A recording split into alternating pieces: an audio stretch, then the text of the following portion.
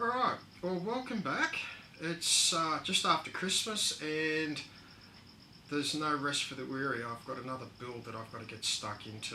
So it's a commission build and I'm finding it hard to get some content on YouTube because I don't have enough time to actually do a scratch build. I'm just going from one guitar to the next. So I've decided I'll film portions of the commission builds that I've got, the cover stuff that hasn't been done so far in any of the videos. So this build that I'm doing now is a good example.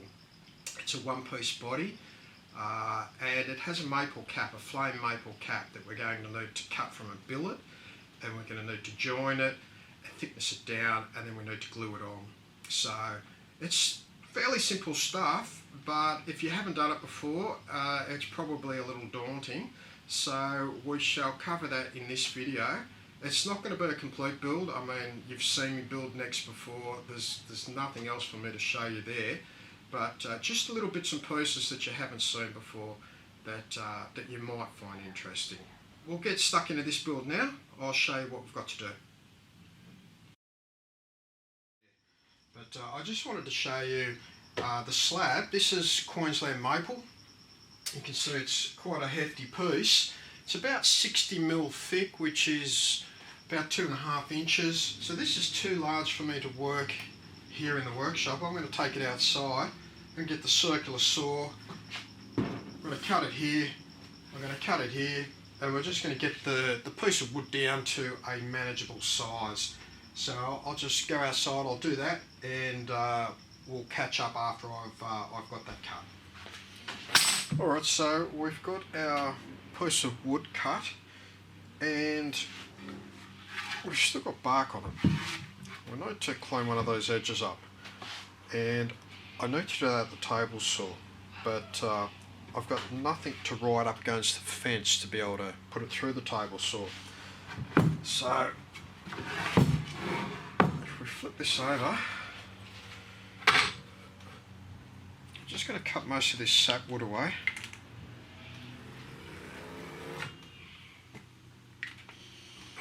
Okay, I want to run the blade through that line.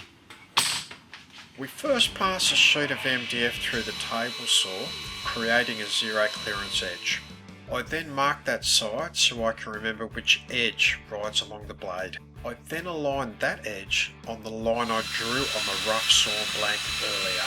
4 wood screws, one in each corner, will secure the blank to the MDF sheet. I can then pass the whole thing through the table saw and straighten up and square the first side of my rough sawn blank. The blade will cut exactly on the line we drew earlier. The whole process is then repeated on the other side.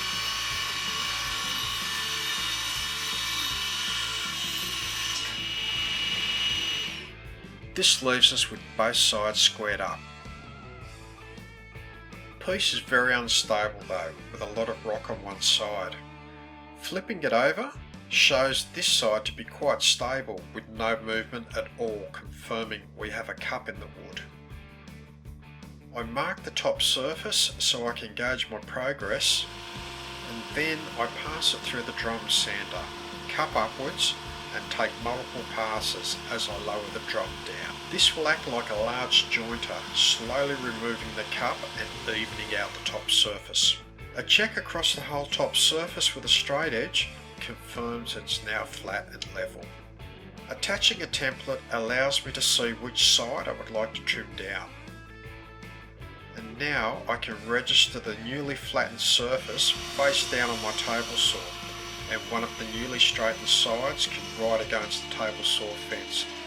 Now the blank is small enough, I can pass it through the thicknesser and take it down almost to size.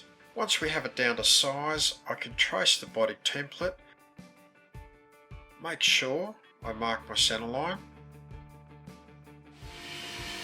bandsaw the shape, attach the template, and then route the body. So we've skipped ahead now, and this is the one-piece body. It's been shaped, the round over has been done. We haven't done the belly contour yet, But we have done the arm contour, and we're about to cut a couple of slices from our maple billet and bookmatch that, and that will become the top for this guitar. So this has been milled just a couple of mil thinner than normal, 3 or 4 mil, and the billet that we're going to use, we're going to slice that quite thin, probably 3 or 4 mil will be the finished thickness, and then we're going to glue it down onto this Queensland Maple body. Okay, so we now have our slices taken from the billet here, and we need to join them together. But before we're going to do that, I'm going to just put one face through the drum sander and just get it flat.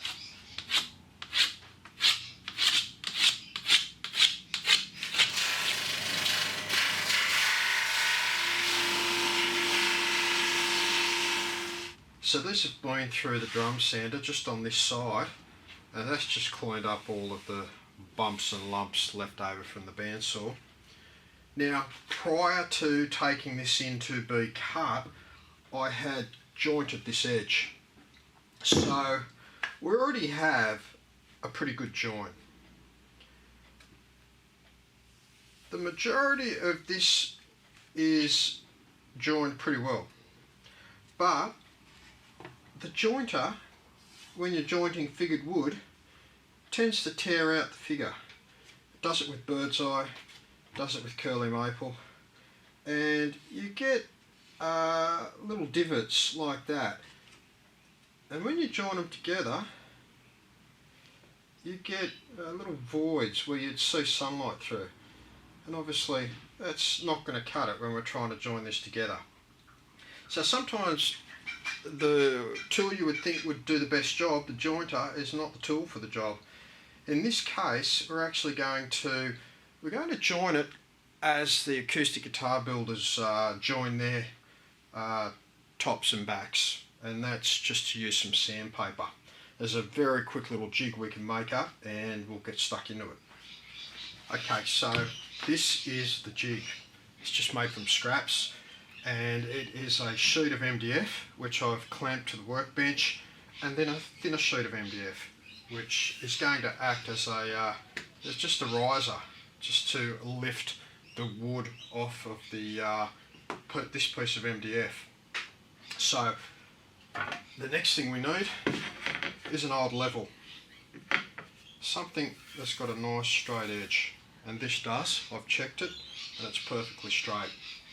Very old level, it's seen a lot of work in the last 10 years or so, but it is still nice and straight along here. And what happens is we take one of our boards, the board that has the nicks in it, which happens to be the other board. There we are. We can actually mark the areas that I know are going to be an issue.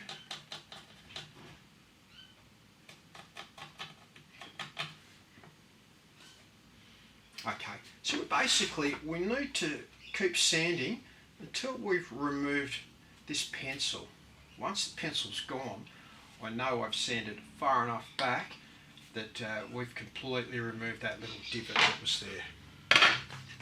So we reference the side that's been through the drum sander down on there. This piece of wood elevates it up. We've got the sandpaper on the level.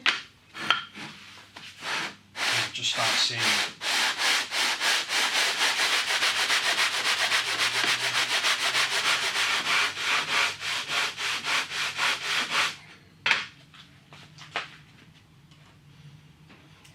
So we've removed all of the pencil that was there.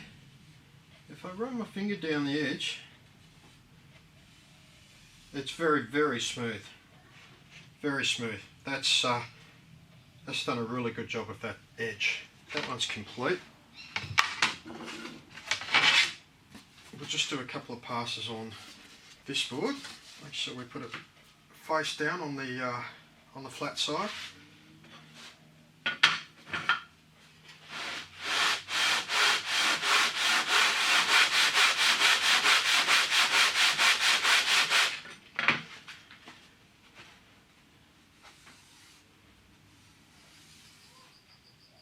So that goes together really nicely. I can't see any gaps there now where we had them before. So I'd hold that up to the light and I'd check it outside as well, just to make sure. But that looks pretty good. So for you guys without a jointer, that is definitely a viable option for getting nice joins on drop tops. Wouldn't be so easy if you're trying to joint a body blank that way. You've got a lot of thickness to the body blank. You haven't got a lot of thickness to the level. You might be able to work something out, but certainly for jointing and getting a nice joint on drop tops, it's really, especially when they're figured like this, I don't think there's a better way really.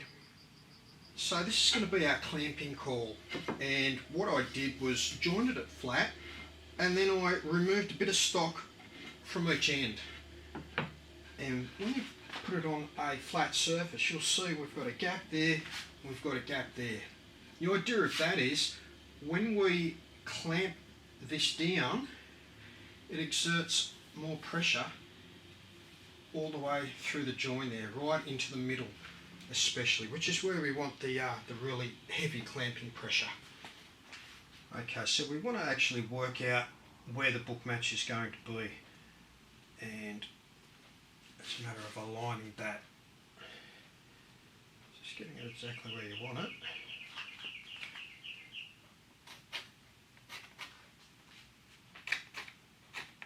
Just put a couple of marks. So when you're gluing it up, you can quickly see those marks and get the boards aligned the way you want them. Okay, so we've got a bit of scrap. It's about 1 inch high. And we'll just make a little teepee.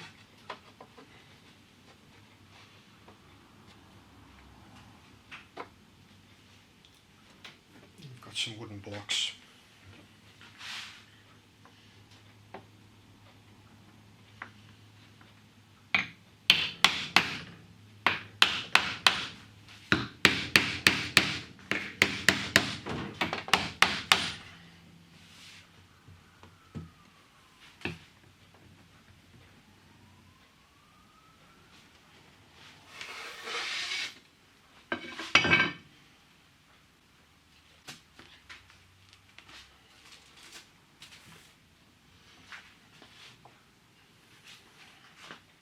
Okay, we'll let that sit for a couple of hours and dry.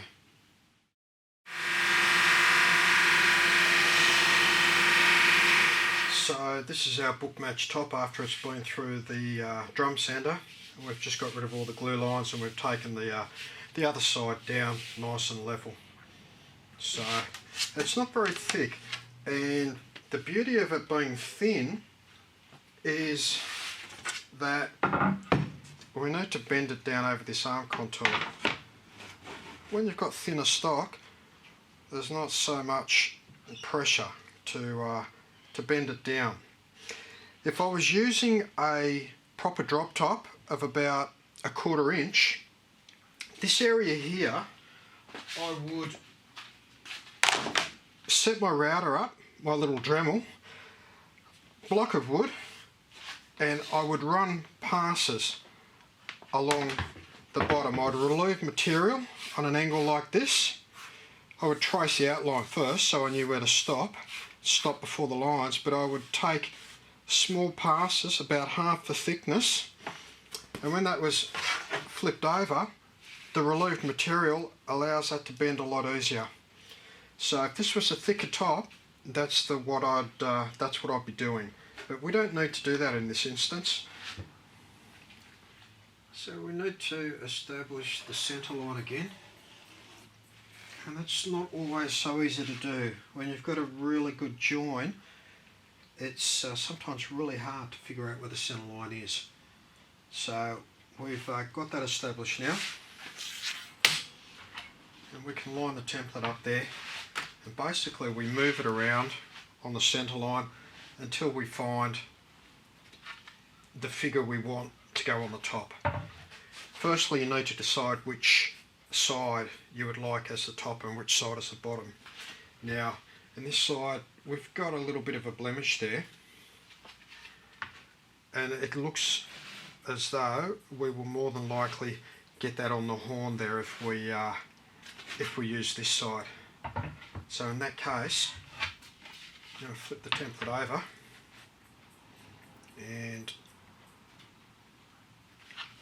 this side, or this blemish, will end up facing the body, so it'll be on the bottom.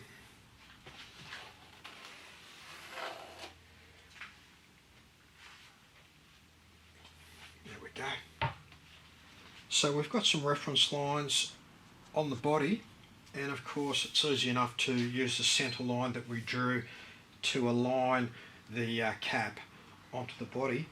Get the line there, we get that square, we get a square there. Now I'm going to hold this on with a couple of screws for alignment purposes when we glue it, and there's two places where we can hide screws. One is in the neck pocket, we can put a screw straight through there.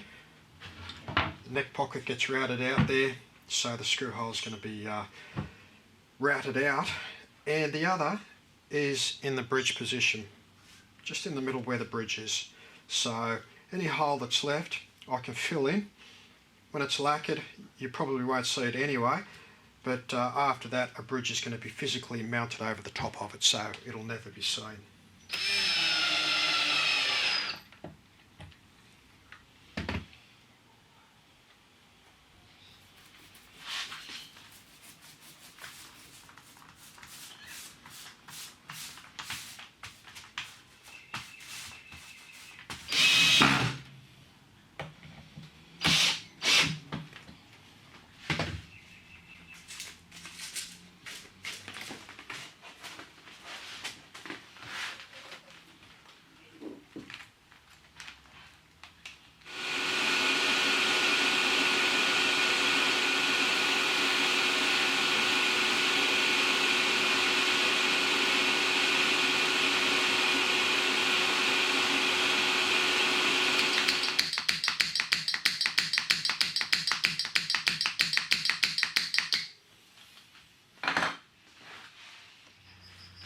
Okay, so I didn't have much time to talk while I was doing the glue up, but you've probably guessed that this is a vacuum bag, and the idea is you would either use a pump, or in my case I just used a vacuum cleaner to extract the majority of the air, and then we'll use the hand pump to finish off, and that provides an incredible amount of clamping pressure, even clamping pressure all over the top. Certainly enough clamping pressure to bend this down and hold it in place. It's pretty convenient because we're not trying to clamp this up. You're not running clamps everywhere and then trying to clamp an awkward angle like this is. You know, I would sometimes put clamps around the side here, but the vacuum bag generally, when I can be bothered to get it out, is a much better option.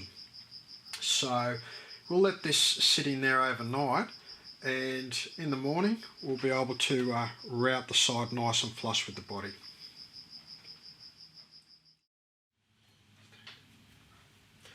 So this is glued up overnight, and I was pleased to see that the vacuum is still intact this morning, so it's going to have done a very good job of gluing this top down. So this is out of the bag, and I've just taken the two screws out, and I've just had a quick look, and it's done a very good job of gluing this cap down. A little bit of squeeze out, which is what we'd expect, but certainly we've got a perfect glue joint all the way around. No gaps. That nice even clamping pressure that we get from the bag, it just can't be beat. So we're now at the position where we can just route all of this excess material away.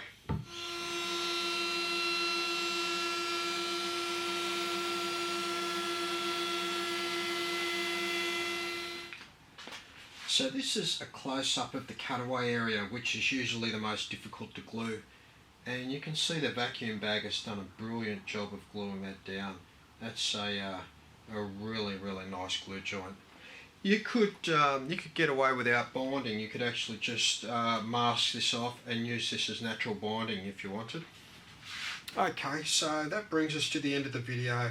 We've skipped ahead and just the stuff you've already seen. I've put binding on there and I've routed the controls, and we've also carved a back contour there, a nice loop contour. So that's virtually ready for some lacquer. It needs just needs a once over, a bit of a sand, and then we're almost ready to spray some lacquer. So that's a good place to finish up. So I'll catch you all next time. I may do a video on drilling for the string through bridge, the ferrules on the back. That's something that's always a little tricky, so we might make a video out of that. So I'll catch you all next time. Seeing as I've just finished shaping this neck, I can actually show you the neck that's going to go with this body. So we've got bird's eye maple fretboard. These little inlays are actually two pieces, little donut inlays. So we've got black pearl as the outer ring, and then we have just your normal white pearl in the middle. We've got black veneer underneath the fretboard.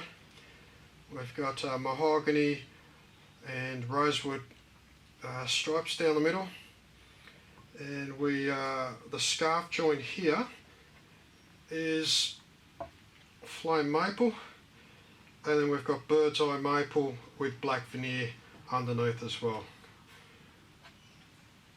So that's the neck that's going to go with the body, and it should look really nice when it's done.